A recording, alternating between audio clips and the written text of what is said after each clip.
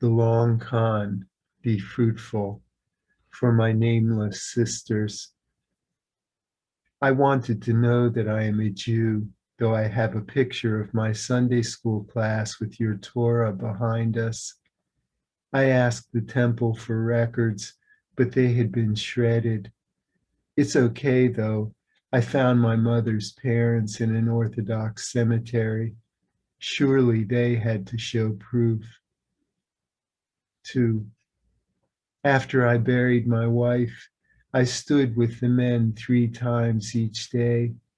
That first morning, Rabbi asked, "Do you have tefillin?" Brought me a set, showed me how. When it was time to say Kaddish, he came and stood beside me. I bought a transliterated siddur so I could recite the prayers, daven with the others. I had always thought I was invisible, but they notice everything. When we heard your Torah, my mind lit up and I could follow in English. One day they called me to put the cover on, a day when there were no kids. Another time they had me hold your Torah before the reading and then after while they read from Judges. I memorized the Aliyah prayer and they called me for that too.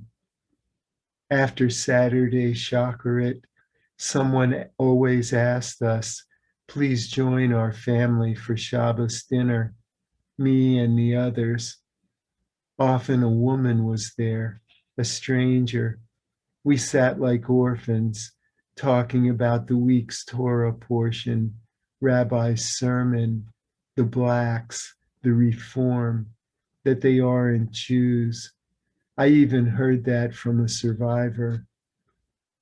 Rabbi had 12 sons and daughters.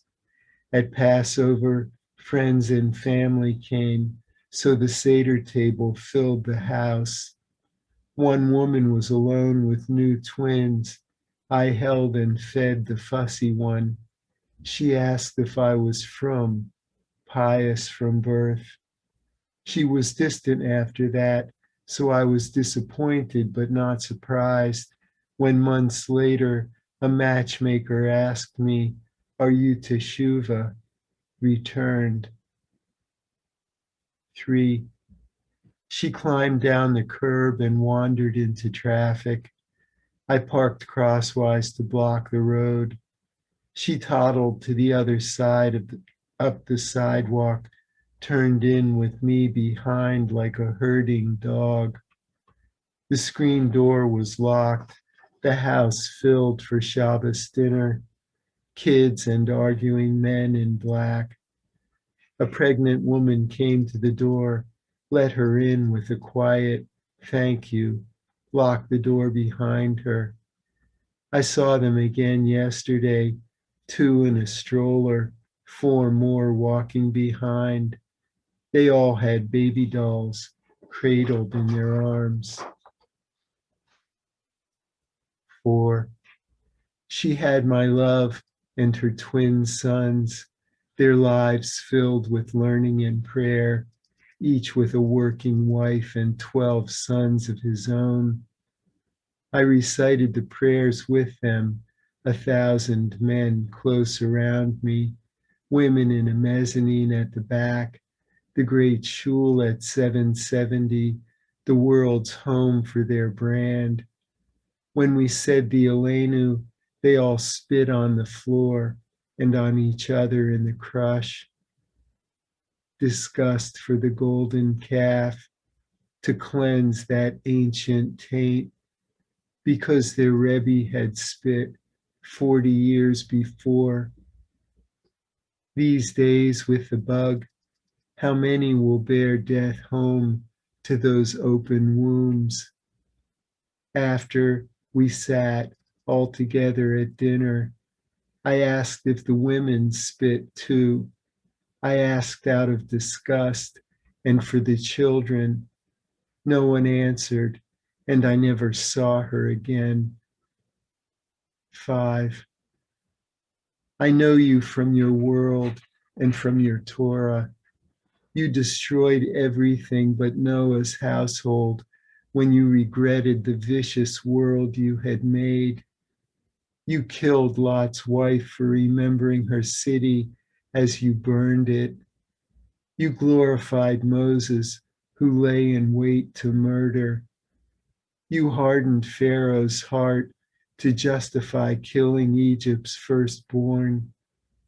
Time after time, you proclaimed, I do this so you know how mighty I am. How can I find you righteous and good, trust and love you, or even fear and obey you, since you haven't spoken in 100 generations? 6. In 1900, Joseph was a tanner with a baby daughter, a cigar maker in 1910, 2 infant sons, the daughter gone, the mother too. I found 10 death certificates, dates and addresses, causes, 8 babies and the mother, all tuberculosis. The 10th was Joseph. He cut his own throat like they did in those days. 7. She was alone, not so old as me, a ring and a frum wig. She looked longing into my face as we passed on the summer sidewalk. I felt that hollow leer before, but not so harsh, not so eloquent. Too many Sabbaths, too many births.